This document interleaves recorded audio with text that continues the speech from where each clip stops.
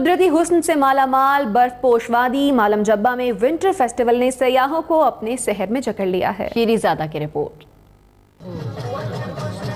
رنگا رنگ سنو فیسٹیول کو دیکھنے کے لیے ملکی اور غیر ملکی سیاحوں نے مالم جبہ کا رخ کر لیا ہے۔ وہ وادی کی خوبصورت نظاروں کے ساتھ سنو فیسٹیول کے مختلف پروگراموں سے خوب لطف اندوز ہو رہے ہیں۔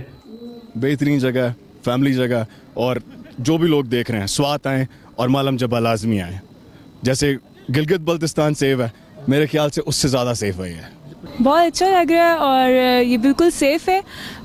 جو بھی فیمیل یہاں پہ آنا چاہتی ہے ان سب کے لیے علاقہ جو ہے بالکل بھی اس میں کوئی ایسا نہیں ہے، بالکل ٹھیک ہے۔ پرفضا مقام پر سنو ٹیوب تو کہیں تیر اندازی اور چیئر لفٹ کے مزے، پشتو دنوں پر نوجوانوں کی روایتی اتن رقص نے غیر ملکی سیاحوں کو بھی جمنے پر مجبور کر دیا۔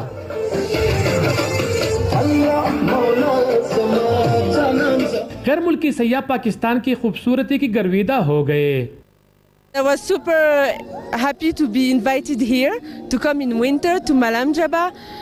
The scenery is breathtaking. People are super welcoming. It's very beautiful here. I've only been in Pakistan now 2 weeks, and this is my first time to this region.